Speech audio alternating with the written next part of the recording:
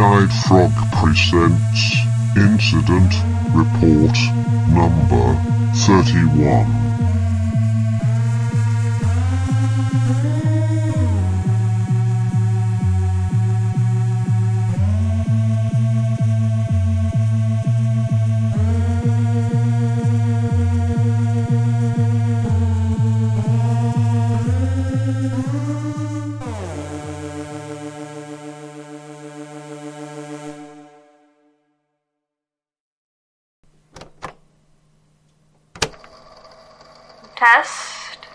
Test. 1, 2, 3. Oh, bloody hell, why does it smell like something died in here? Well, guess we can prove something didn't, eh? The recorder seems to be working at least. My name is Val West. I'm the newly appointed head archivist at the Institute, which documents people's possible experiences with the supernatural for both emotional support purposes and to get recovery time off of work, school, etc. if the trauma is deemed severe enough by their employers or other supervisory staff. Supernatural doctor's note, innit? The head of the Institute, Mr. Neil Banks, has asked me to record these statements because, well, there actually isn't really a good reason. Didn't spend 8 years getting a master's degree in library sciences to read stories into a dusty tape recorder, but we all have to get by. I do at least have people to assist me. 2 researchers, Zach Samuel Imogen Baker and Christine Lewis, along with, I'm told, a very well-respected psychologist, one Dr. Oliver Possum, who will be advising me on any cases where there is necessary psychological follow-up. I haven't actually met any of them yet, but hopefully they will be helpful. I was also explicitly told not to look behind the bookshelf to my left, so I will be looking behind the bookshelf later today. Right. Guess I should get started then. For the consideration of Ortolan Bunting Law Firm, Ayla Stevenson's encounter with a house that did not exist, and her subsequent request for 30 hours of paid time off. No date given? Fine by me. Not going to lose sleep over improperly filled out paperwork. Well, start, I suppose? Yes. I feel the need to say this so you fully understand what I'm trying to say. I have a feeling you'll just dismiss my story otherwise. I've lived here going on 10 years now. Moved here on the promise of a job from the same company I still work for today, Ortolan Bunting Law Firm. I drive the same route to work every day. I mean, I looked up the quickest way on the map when I first moved to town, and hey, who am I to question that? If it works, it works. No need to make something difficult when the map will just figure it out for you the first day, right? I guess I'm getting a bit off topic here, but my point is that I've been going the same way for a decade, which is to say that I know the route to and from work like the back of my hand.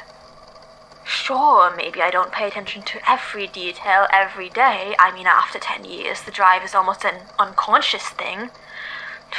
Not a great way to build up your story's credibility, but I digress. But I still know all the road's quirks, even if they don't stick out to me after all this time. I know that the first left turn light on the way lasts for about 2 seconds, and if you're more than 2 cars behind in line, you'll have to wait a whole cycle to go. I know there's a business center that, God knows why, has their logo done in Comic Sans just off to the right before I merge onto the highway. Once I'm on the freeway for about 15 minutes, I can see this drive-through coffee place on one of the adjacent streets. Every single morning, the line's backed up out to the street.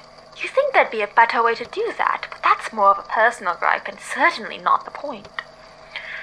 On the way back from work, I take a few side streets to avoid rush hour traffic on the main road. Just the way the map recommended on my first day, of course. I'm not looking to get lost in the back roads. There's a few old houses. Sometimes I see elderly couples sitting out on their porches. Sometimes they wave, and I do have the decency to wave back, though some of my colleagues might not believe you. I'm afraid I've been a bit put off by this whole experience and have been taking it out on some of my co-workers. All the more reason to give me the time off I so kindly requested.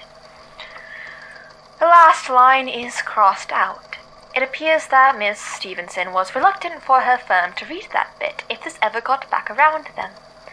To be honest, the way that this is going, I'm not so sure that plea would have done anything for her, but I am, of course, to remain the impartial academic in my work here. So I suppose I'll allow the defacing of institute paperwork just this once, even if the scribbles are rather unprofessional. There's a few empty lots there, too. I think at one point the city wanted to buy them up and make a park, but I don't think they ever got around to it. Really don't think they will now. I'm getting ahead of myself. I guess what I'm trying to say is, I've been going the same way, day in and day out, for 10 years. I'd notice if something was different. I'm assuming that that is the point of this report, yes? Continuing on. Nothing that day was really any different, I'd say. Just drove to work, hit all the usual landmarks, waiting to turn at the light, glancing at the Comic Sans sign, thinking that that coffee shop is definitely obstructing traffic. The usual. Went to work, got through the day with minor amounts of stress. I mean, it's legal work. It isn't fun, but somebody's got to do it. Got off right at 5, gathered up my things, and left. I took my usual streets, not really minding anything, but I noticed no one was out on the porches. That's not unusual, I know. People can be inconsistent. It's not a big deal, but looking back, maybe they knew something was off. I mean, if I'd lived in that neighborhood, I certainly would have. I always drive with the radio on. Can't stand being alone with my thoughts on a busy street where road rage can make its way into my thoughts. Guess I should have mentioned that earlier, huh? Either way, it seems important that I say it's part of my daily life. I do it every day, and I've never had a problem with reception in that area. So when the sound started to glitch out, I thought something was wrong with my car. It was frustrating, sure, but not a big deal, even if I don't necessarily enjoy the sound of static more than the average person. I went through the usual useless attempts to fix it, of course. Smacked it a few times, turned it off and on again, but nothing changed. In the end, I just turned it off as I kept driving. Figured my own thoughts were better than the white noise that faded in and out of my speaker at an unpredictable volume. Things were fine for a few minutes. I'd almost gotten to the end of the street when I realized something wasn't quite right. At first I thought maybe the light was just reflecting into my eyes weird. Maybe I'd just seen something out of the corner of my eye that there was a fine explanation for. Because I knew this road. And there had never been a house there before. I was sure of it. A whole house isn't something that could go up overnight, but you know that. You aren't an idiot. I'd certainly like to think so, yes. But there it was. It wasn't right next to the other houses, a few lots down the road instead. Other than my knowledge that it wasn't there before, though, it could have blended into the neighborhood without anyone noticing at all. All things considered, it was a pretty nice house. Sure, it was done up in that fancy Victorian style, and therefore inherently a little unnerving. You know how those old places just seem a little haunted, even if they're perfectly put together? Still, beyond that, it was fine. Not broken down in that sort of creepy ghost way that you see in movies or anything.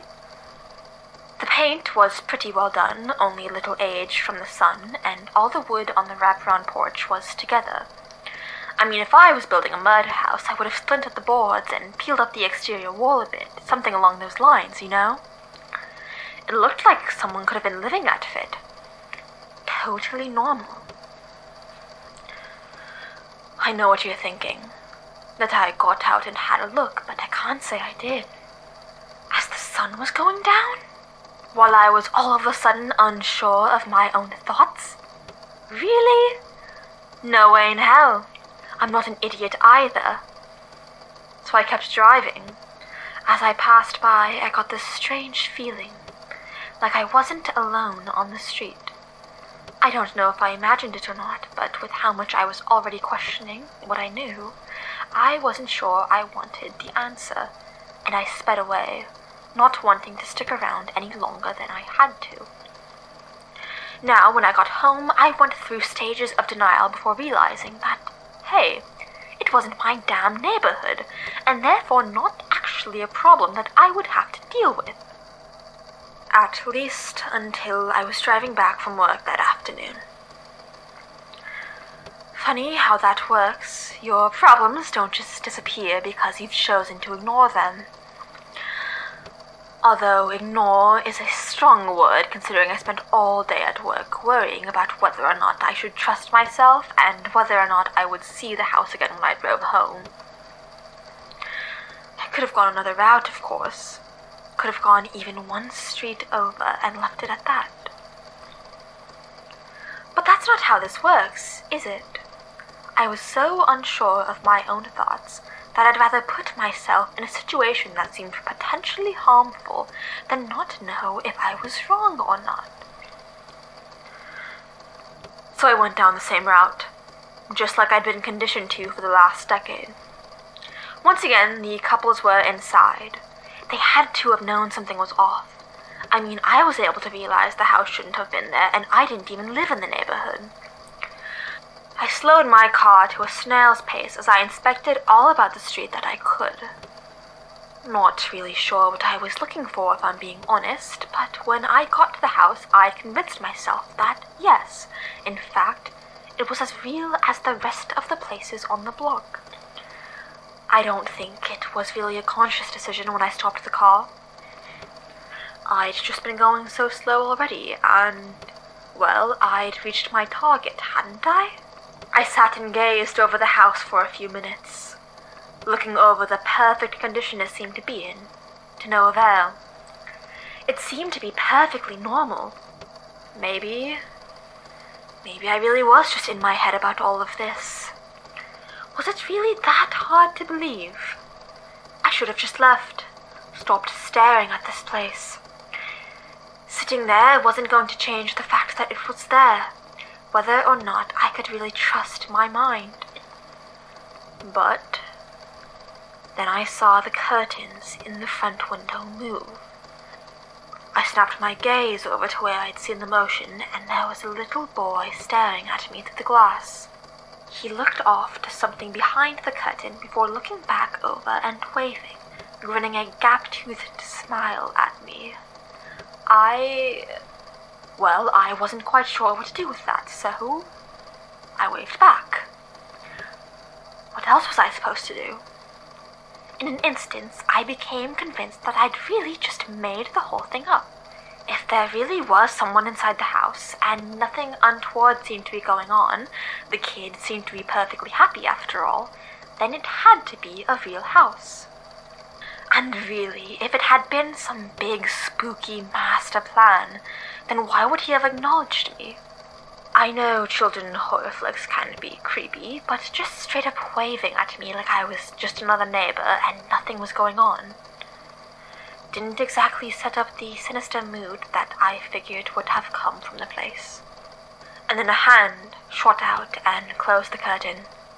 The kid recoiled as it shut, looking disappointed that he'd been caught doing something it was evident he wasn't supposed to. And I snapped back into trusting myself and sticking with my gut. I didn't like the look of that. At all. Unfortunately, my whole life, I've generally been prone to the third fear response, rather than either of the useful ones. I freeze. This time was no different. I couldn't bring myself to drive away.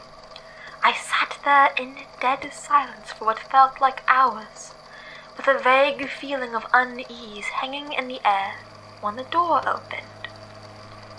A man stepped out, wearing this fine tailored suit that I'd seen clients wealthier than I would ever be wear into my office, and carried himself with the confidence of a person that knows no one is going to cross them. Despite all that, his face was soft, approachable, kind even. Seemed like the kind of guy that knew he had money, but was willing to help you if you'd just say thank you afterwards. As he approached my car, he called out to me, "Hello there." Nice and friendly. Even with the strangeness of a few moments ago and my lingering unease, I could hardly bring myself to believe that this man would do anything to me. Sure, I was still stuck in my seat in fear, but he seemed perfectly safe. Maybe that's just what it's like being charismatic, though, looking back. I wasn't sure what to do at that point, but my pre-programmed social response got the better of me, and I rolled down my window to meet him. "Hi," I said. Just a simple greeting until I could really figure out what was happening. He put one hand on top of my car and leaned down to meet my eyes. As he spoke, his smile never faded. "So, I take it you can see this place?" Well, I was so taken aback, I wasn't really sure what to say, so I just nodded. And the next thing he said, well, threw me a bit off. He stood up, brushed off his pants calmly, turned back to the house, began walking, and he just said, "Now there's a profanity here that I will not repeat, but it seems Ayla's statement finishes there. There's not much follow-up to be done here. Ayla gave us a street address, but didn't tell us which house it was. Perhaps she's more of an idiot than she claims to be. Regardless, upon investigating the street, nothing appeared to be out of the ordinary, though none of our staff were familiar enough with the area to tell which houses should and shouldn't be there. In my personal opinion, this is a mere case of poor attention span. I can't blame Ayla, I suppose, but was it really worth coming here and telling a whole dramatic story over it? There are some other areas of this statement that leave room for questioning and research, such as the radio static and the house's residence. For now, however, I will be filing this one under irrelevant in my mind. End recording.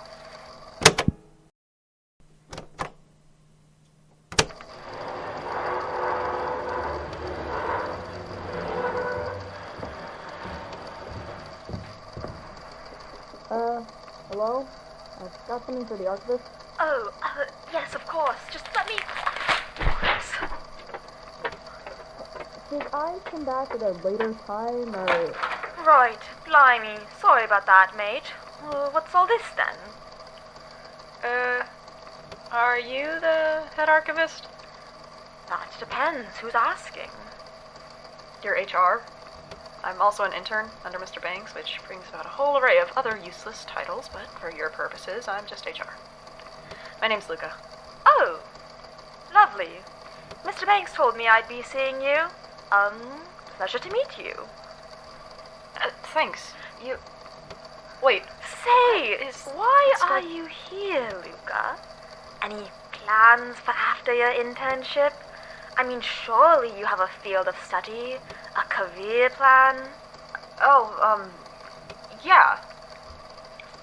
Well, I started here,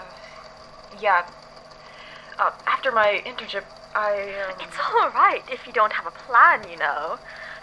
Took me a while to get all my stuff figured out, and, well, I got out alive, didn't I? No, it's just... I know I have something, I just, what are you doing in there, exactly? Oh, just some housekeeping. And that required you to move an entire bookshelf? Listen, I know what it looks like, Doesn't he have a weird thing about that? which is exactly why I did it. I mean, they're not the heaviest bookshelves in the world, so it's certainly not a matter of safety. As if Mr. Banks has ever valued the life and safety of his employees. Which means there must have been something weird about the bookshelf, and I was right. See, look, there's this weird hole thing. I'm guessing that's why Mr. Banks made me bring you a shovel? Huh? Oh, right, the shovel.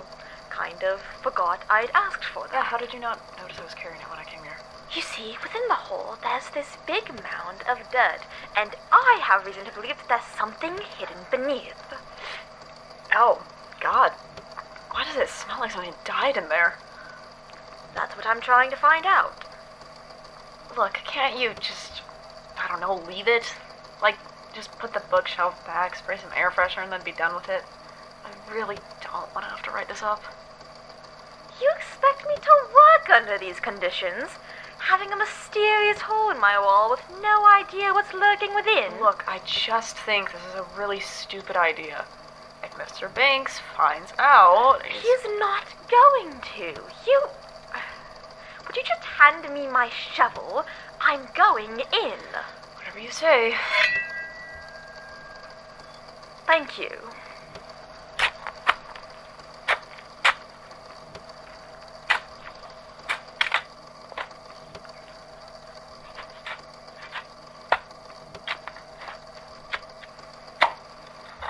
Is that... My God. That's a dead body. Appears to be. Do you know who it is? I mean, they're sort of hard to recognize now. Perhaps the previous archivist? I don't know, I never knew them.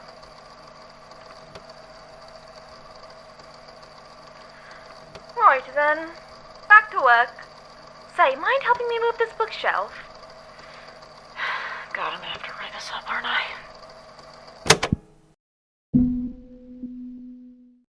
Incident Report number 31 is a podcast made by Three-Eyed Frog Presents. This episode, In the Middle of the Street, was written, directed, and produced by Val West and Luka Miller, with sound design by Luka Miller. This episode featured Val West as the Archivist and Luka Miller as HR. Music is produced by Luka Miller.